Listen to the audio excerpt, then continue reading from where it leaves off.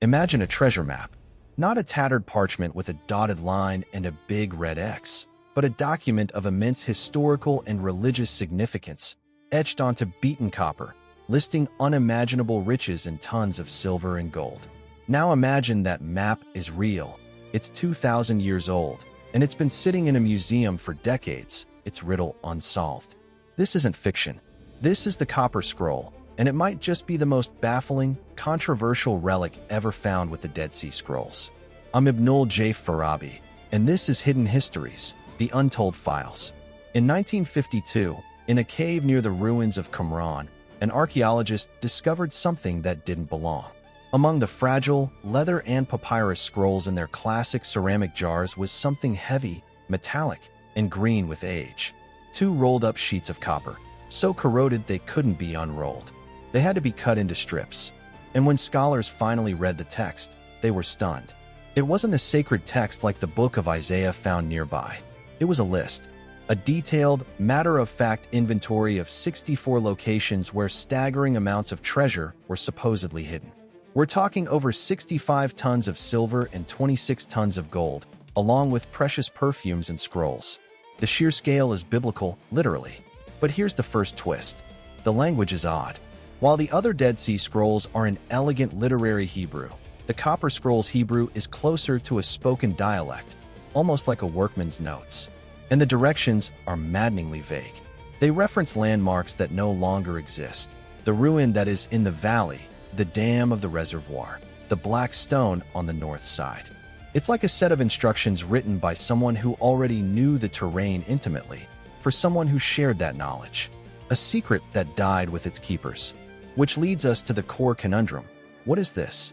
Is it a literal treasure map? If so, whose treasure? The most popular theory is that it's the lost treasury of the Second Temple in Jerusalem, hidden away from the invading Roman legions in 70 AD. The scroll's phrasing and some of the described items, like ritual vessels, support this. It was a common ancient practice to hide temple wealth. But the sheer quantity listed is fantastical, perhaps even symbolic. Other scholars argue it's a work of fiction, a folklore fantasy of hidden riches. Or, most intriguingly, that the treasure is purely literary. The scrolls themselves, the sacred wisdom, were the real treasure being cataloged and hidden. The mystery deepens with the scroll's material. Copper. In an era of perishable parchment, why use expensive, durable metal? You only do that for a record you need to last. This wasn't meant to be read regularly. It was meant to survive, to be found later, perhaps after a great catastrophe. And then there's the code of the geography.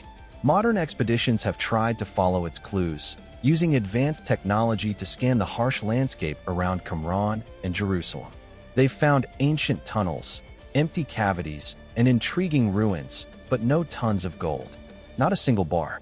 Personally, the engineering part of my mind is fascinated by the problemless system. The Copper Scroll isn't just a list, it's a data set with corrupted variables.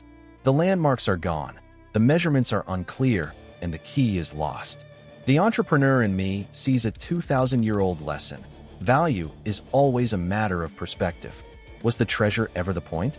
Or was the act of recording, of preserving the idea of the treasure, of something so valuable it had to be etched in metal and hidden, the real purpose? The Copper Scroll endures not as a guide to wealth, but as a mirror.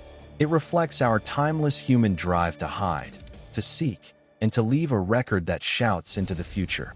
There was something precious here. Look, it challenges us to decide what we consider treasure. Is it gold, or is it the relentless, tantalizing mystery itself? The search continues. This has been Hidden Histories, the Untold Files. I'm Ibnul J. Farabi. For more deep dives into history's greatest puzzles, visit us at Light Not Studios. https://www.lightnotstudios.com